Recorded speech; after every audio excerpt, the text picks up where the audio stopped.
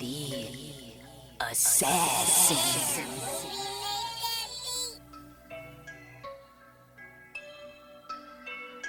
You know I break necks, call me Jack Tate. I have no regrets while your life is fading.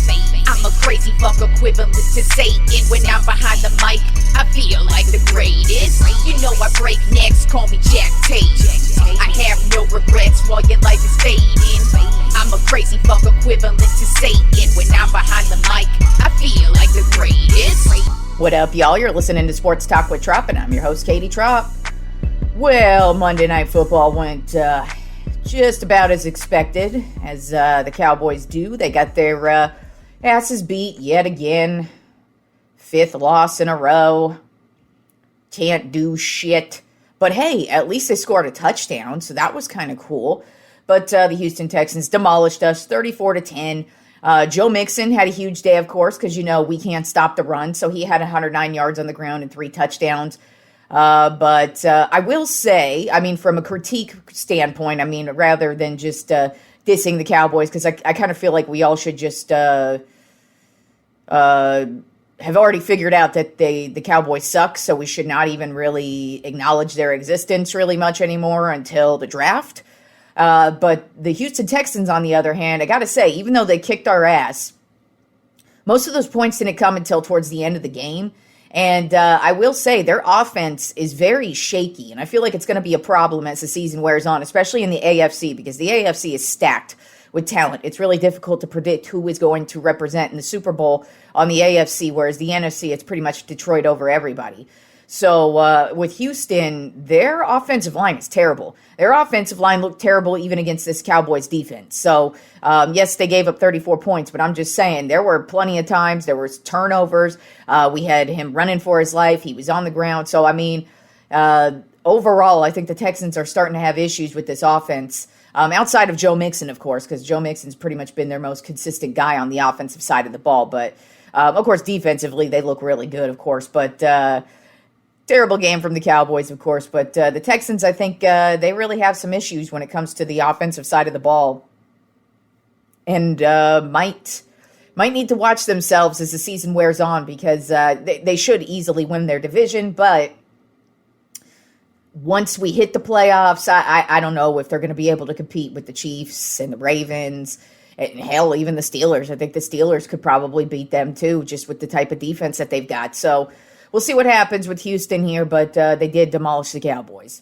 All right, so moving on to my top 10 NFL power rankings for this week. Not a lot of changes. There is one team that is pretty much shot up on this on the power rankings this week. I don't know how much staying power they're going to have where they're at, but hey, they are playing great, so let's get right to it.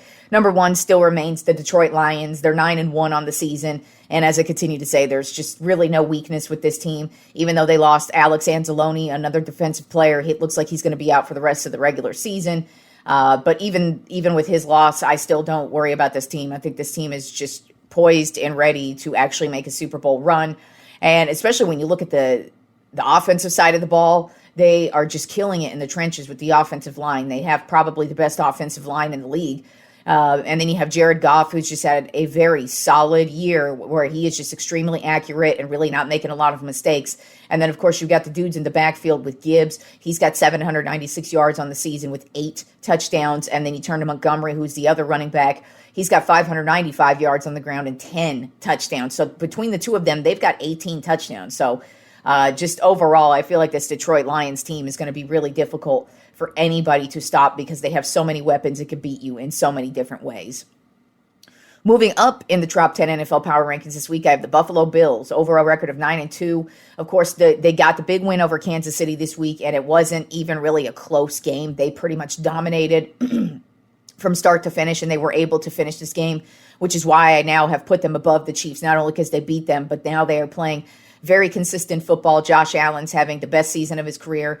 Right now, he's got 2,543 yards passing and 18 touchdowns and only 5 interceptions. So he's really been keeping down the interceptions. But then you also have Cook in the backfield, who's been a huge huge help for them offensively. He's got 596 yards on the ground and 10 touchdowns as well.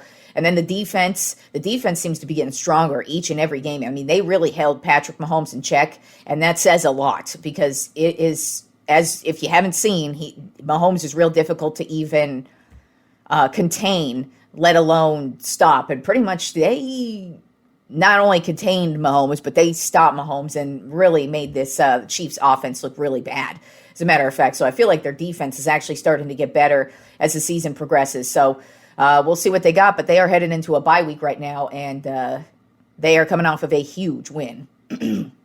Dropping down to 3 on my top 10 NFL power rankings this week at the Kansas City Chiefs. Overall record of 9-1. For me, it's really just offensively. There is no playmaker on offense other than Patrick Mahomes who's playing consistent football. They are running back by committee at this point. Looks like Pacheco might come back at some point in the next couple of weeks, but who knows?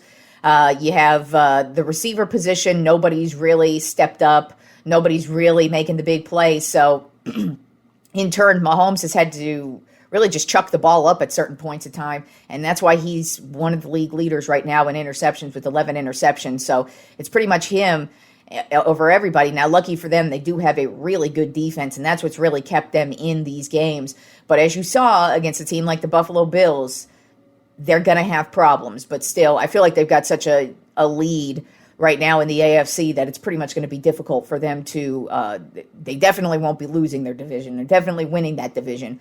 But as far as falling back in the seeding, I don't see them falling even below number 1 just because they've won so many games already as it is. But as I said, I feel like their big issue is the offense, and it is not the same offense that it used to be.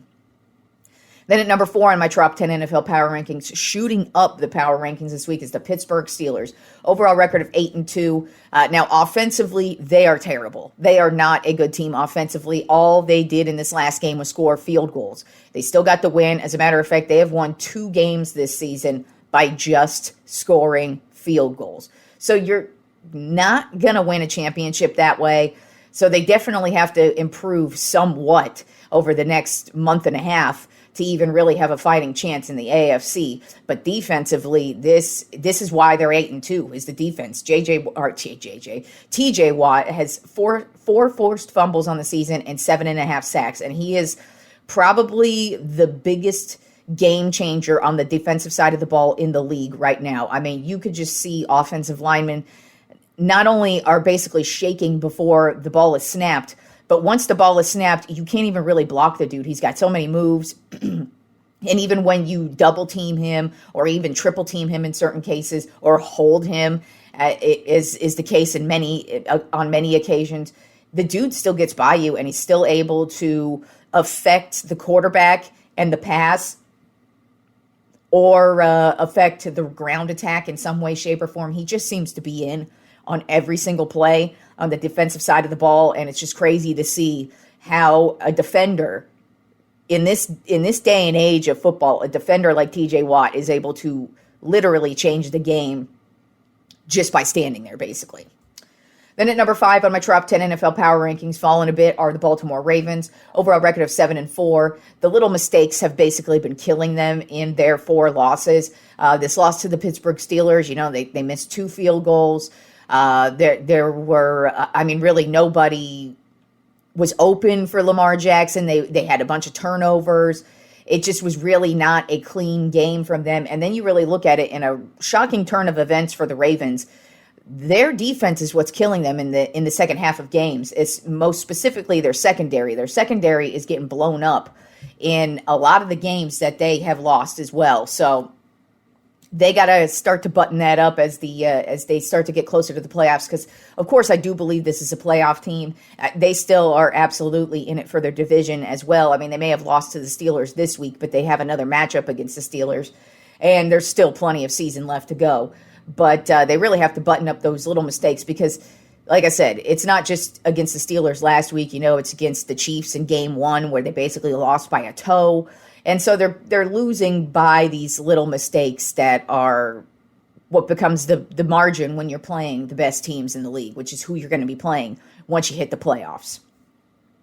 Then at number 6 on my top 10 NFL power rankings of the Houston Texans, overall record of 7-4. As I said, with the Texans, my main concern is their offensive line, most specifically. But I mean, really, if you look at it, outside of Joe Mixon, they really have not received a lot of offensive production. Now they did they just got a couple of their guys back on the offensive side of the ball with Nico Collins coming back, so they probably will start to score a lot more points than they have been lately. But overall, this is the offense is not improving. The defense looks great, and they are carrying them in certain games. But offensively, that could end up being their downfall once we hit the playoffs. But until we hit the playoffs, I think the Texans are going to easily win their division and easily get into the playoffs.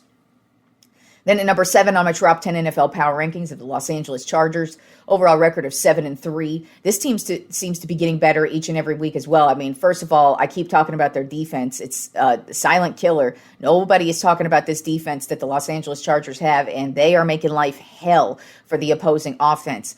But Justin Herbert, he seems to be fitting into Harbaugh's offense each and every week. Of course, he started the season off with an injury, so that probably was an issue as well. But now he seems to be a lot more comfortable. They don't have a lot of great receivers, but he seems to be locking in on Quentin Johnston right now. So that seems to be their little connection right now. But on the season, Herbert's got 2,186 yards passing, 13 touchdowns, and only 1 interception. So that's a big deal for him, is that he's really insanely accurate, but also not making the big mistakes.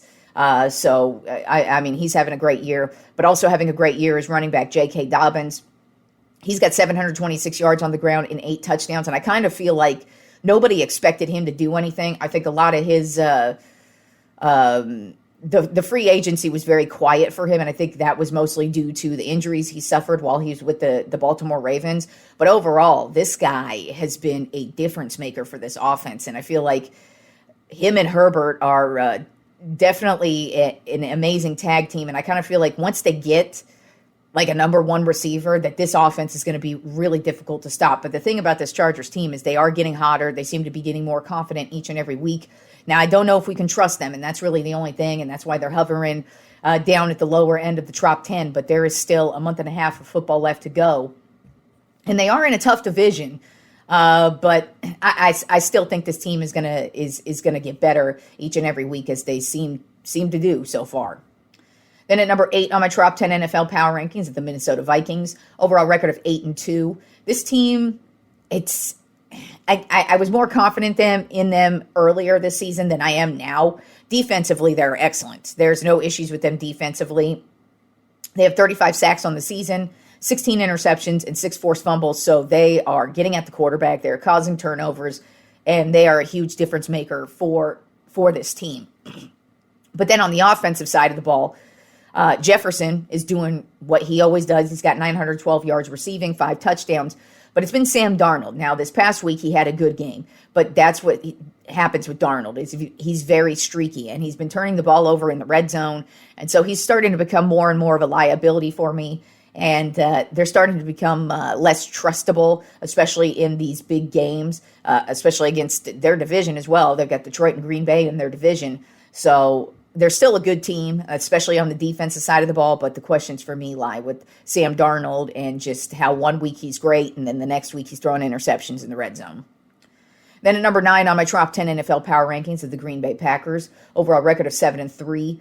Josh Jacobs is just carrying this offense right now. He's got 838 yards on the ground and 4 touchdowns. Now, obviously not a lot of touchdowns, but he's really been a difference maker for this squad, especially while Love is trying to get as healthy as he can, especially for this playoff run, because now we are pretty much in playoff mode. For any team that is hovering there, trying to win their division or just trying to keep up in that wild card race, this is the home stretch right here. Is we're headed towards Thanksgiving, and that's when shit gets crazy. And so the Packers, they got to keep winning. And so they need Love to cut down on the mistakes, because Love is right up there as well with Sam Darnold and Patrick Mahomes leading the league with interceptions. So, Love's got to cut that down. He's starting to become a liability as well. And most importantly, he's starting to become a liability in the red zone as well. And that's where you really don't want to have the turnovers. I mean, you never want to have turnovers, but the last area on the field you ever want to have a turnover is in the red zone because you're taking points off the board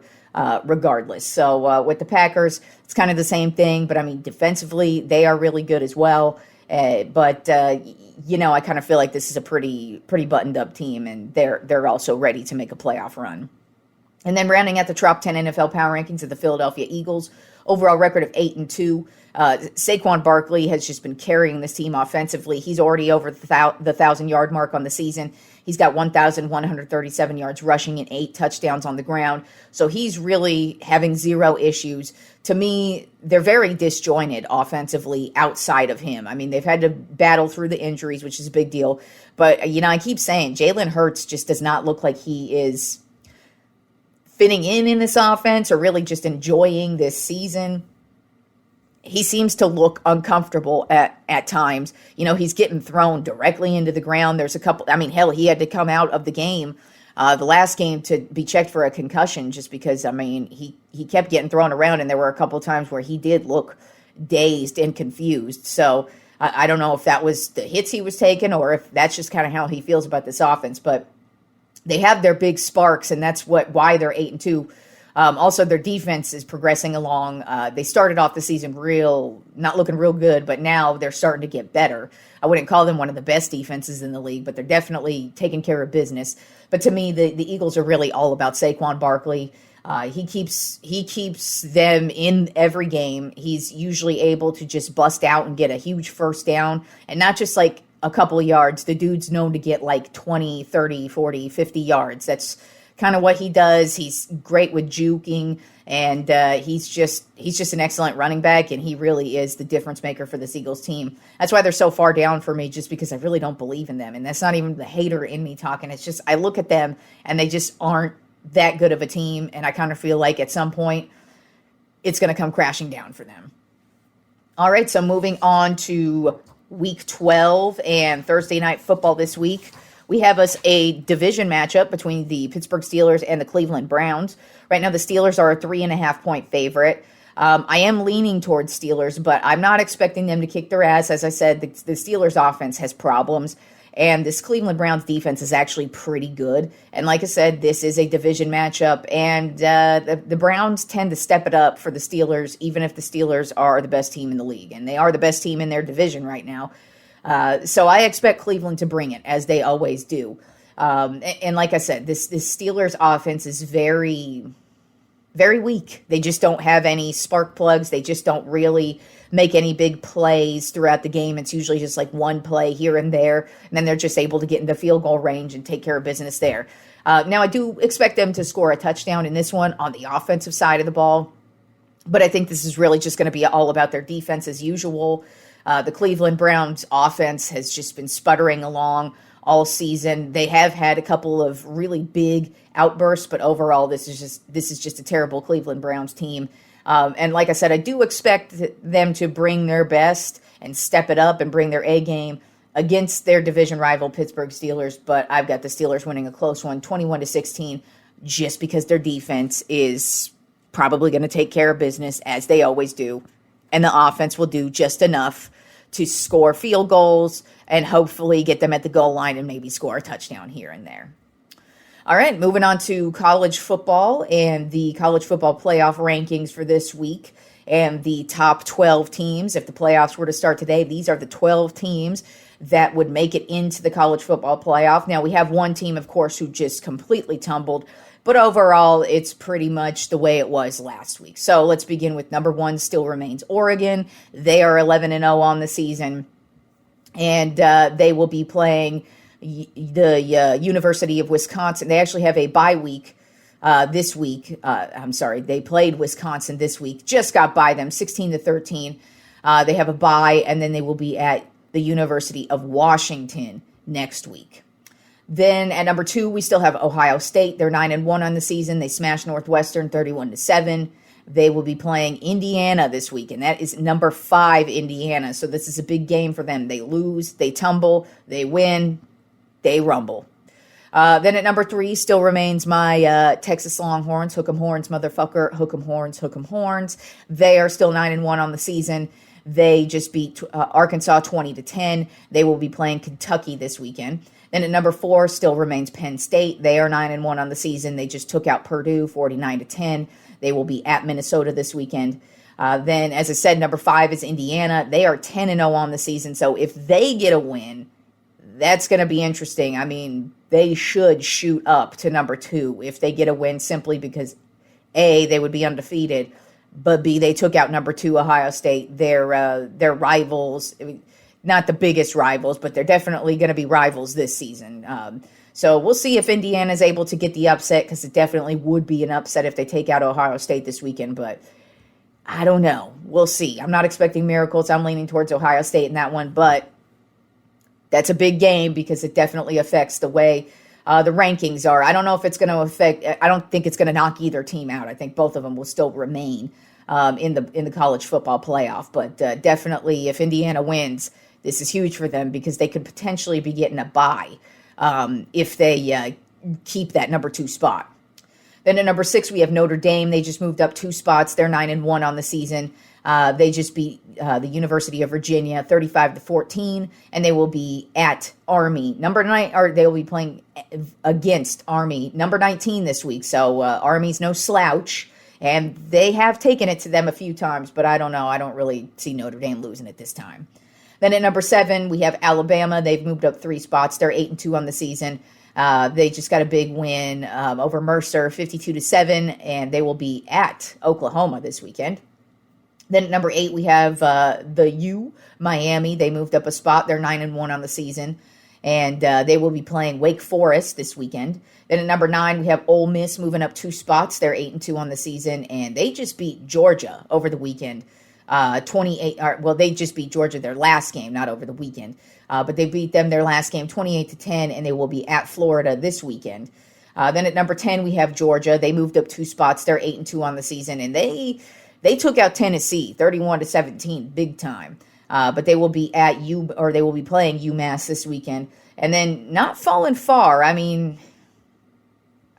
I'm kind of surprised they're still here in the 12, but Tennessee falls to 11. They fall 4 spots because they have another loss, and they're 8-2 on the season. So that's why I'm kind of shocked that they're still there because, they've got the 2 losses. They just got their asses beat in the loss to Georgia. So I kind of look at it, I'm like, it's kind of surprising that they're still there. But I don't know. It's probably that SEC love that Tennessee is getting. But they are still there, hovering, and they will be playing UTEP this weekend. And then rounding out the college football playoff, top 12 teams, Boise State.